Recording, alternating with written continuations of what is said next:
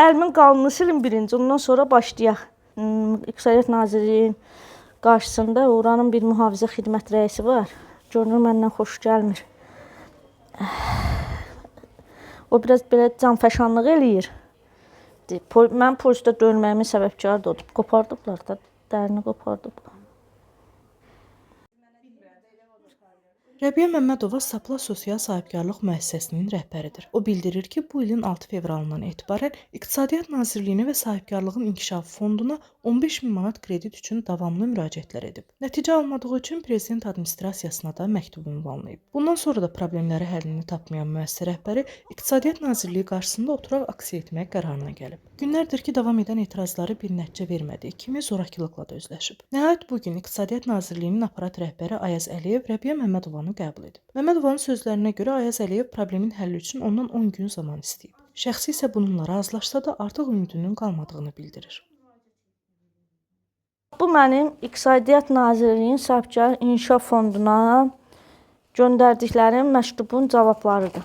6 fevral, 10 fevral, 17 mart. Köməklik göstərilməsinə dair yaranmış çəkin aradan qaldırılmasına, köməklik göstərilməsi barədə Azərbaycan Respublikasının Prezident Administrasiyasına, İqtisadiyyat Nazirliyinə daxil olmuş təkrar müraciətinə, aidiyyəti üzrə baxılır, nəticələri haqqında ətraflı məlumat veriləcək. 6 fevral tarixindən biz davamlı olaraq müraciət edirik.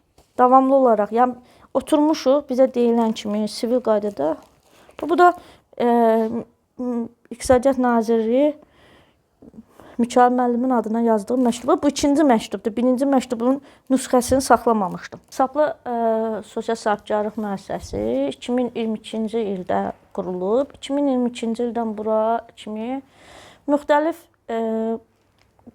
belə qaynaqlar taparaq, sırf biznes tərəfimizi yüksəldərək 2025-ə kimi gəlib çıxmışıq. 2024-cü ildə artıq biz Axmal Ticarət Mərkəzinin 3-cü mərtəbəsində öz şəxsi dükanımızı da açdıq. O dükanda biz Azərbaycanda ilk dəfə olaraq qadın kostyumları istehsal eləməyə başladıq.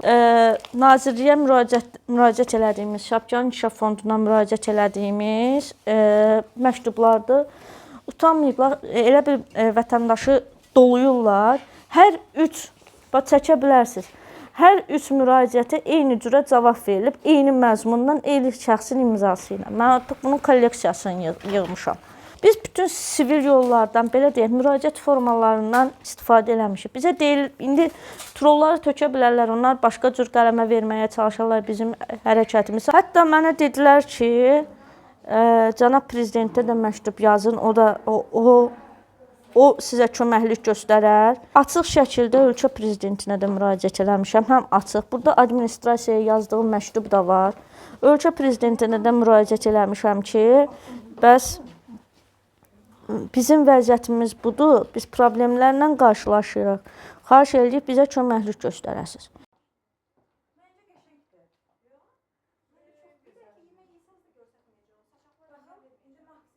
Məsələ bu yerdədir ki, biz bütün artıq sivil, bütün mümkün yazışmalardan istifadə edəndən sonra bizə əldə tutulan bir səbəb demədilər və sadəcə olaraq mən burada da Sahibkarlıq İnkişaf Fondunda da görüşümdə də mənə bildirdilər ki, biz sizə imtina veririk. Biz də bu imtinanın əsassız olduğunu düşünürük. Bununla bağlı aprelin 11-də də İqtisadiyyat Nazirliyində olmuşam. Ondan öncə də İqtisadiyyat Nazirliyində dəfələrlə görüşmüşəm. Mikail Cabbarova bir tədbir vasitəsilə cənab nazirə yaxınlaşmışam. Bildirmişəm ki, belə bir problemimiz var. O da bizim problemimizi Anar Axundova çağıraraq ona tapşırıb ki, vətəndaşın problemi həll olunsun. Anar Axundov bizdən əlaqə nömrələrimizi götürüb, amma təəssüf ki, ondan sonra bizlə əlaqə saxlamadı ümumiyyətlə. Mümkün müraciət formalarından istifadə edərək, aprelin 11-də və rüblü olaraq 3000 manata yaxın vergi ödəyərək mən İqtisadiyyat Nazirliyinin qarşısına getdim. Aprelin 11-də mənə bildirdilər ki, Rəbiyə xanım, burada oturmayın, qonaqlar gəlir, gedir.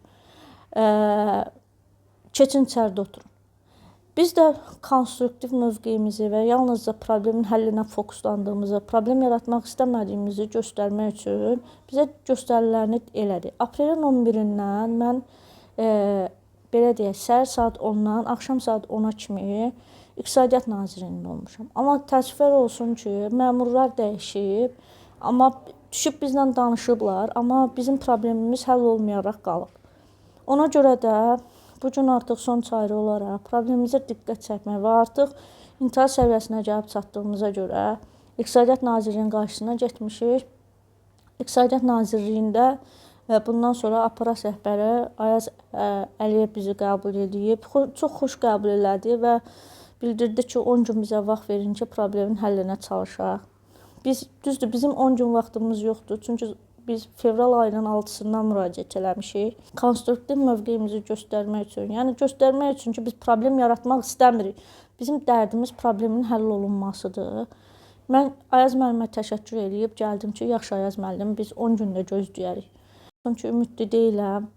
Mən artıq bilmirəm ki, hara müraciət edə bilərəm. Çünki müraciət edə biləcək hər yerə müraciət eləmişəm, məktublar yazmışam. Təəssüflər olsun ki, belə görsənir ki, dövlətin gücü çatmır ki, mənə 15.000 kredit versin, hansı ki, mən faizi ilə geri qaytaracağam. Bunu heç kim mənə hədiyyə vermir.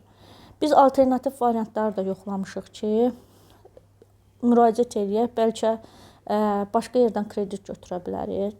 Təəssüflər olsun ki, Kapital Banka müraciətim olub. Kapital Bank mənə bildirib ki, biz MMC-yə kredit vermirik, fiziki şəxslərə kredit veririk. Bizim də bütün dövriyyəmiz, bütün fəaliyyətimiz MMC altındadır. Azərbaycan Respublikasının qanunları çərçivəsində fəaliyyət göstəririk. Ona görə Kapital Bank da bizə ümumiyyətlə heç sənədlərimizə baxmaqdan imtina edib. Yaranmış belə bir vəziyyətdə maksimum çalışmışıq ki, müraciət edək və problemimizin həllinə çalışaq. Lakin gördüyümüz süründürməçilikdir. Prezident administrasiyasından tutun, ən balaca orqanına kimi ki, hansı ki, bizim problemə bilavasitə təsir göstərə bilər. Ora belə müraciət eləmişik. Təəssüflər olsun ki, bizə köməklik göstərilmir. Bunu başqa bir səmtə çəkə bilərlər, amma bizim məqsədimiz odur ki, sapla yaşasın, ölməsin. Onu da qeyd edim ki, bunların mənə dedikləri və yazılı şəkildə bunu mənə vermirlər imtinanı. Mən müraciət eləmişəm, xahiş eləmişəm. Mənə deyiblər ki, imtinanı biz banka göndəriblər. Xahiş eləmişəm ki, bizim müraciət elədiyim anket formasını gətirsinlər, bizə göstərsinlər. Onu da mənə göstərməyiblər ki, mən sübut edirəm ki, bizə ən azından şifahi şəkildə dedikləri imtina səbəbi o anketlə heç bir uyğunluq təşkil eləmir. Təəssüflər olsun ki, verdikləri imtina səbəbi də əsassızdır. Hətta bunu Nazirliyin bəzi əməkdaşları da görürlər. Onlar da mənə yaxınlaşırlar ki, Rəbiyə xanım, biz kömək eləmək istəyirik, amma yəni burada biz başa düşmürük ki, niyə belə olur. Yəni mən də başa düşmürəm ki, niyə belə olur. Biz kimin qara siyahısındayıq? Niyə biz bu ölkədə fəaliyyət göstərə bilmirik? Biz burada tək saplanın məhsullarını belə satışını təşkil eləmirik.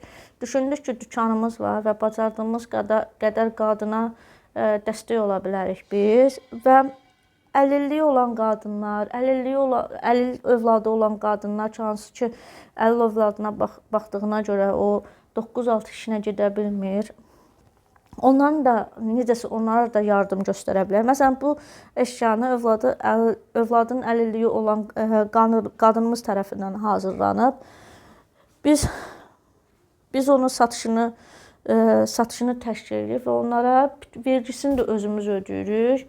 Vergisini də sapla öz üzərinə götürür və heç bir faiz əlavə eləmədən onun satışını təşkil edirik ki, insanlara dəstək ola bilər.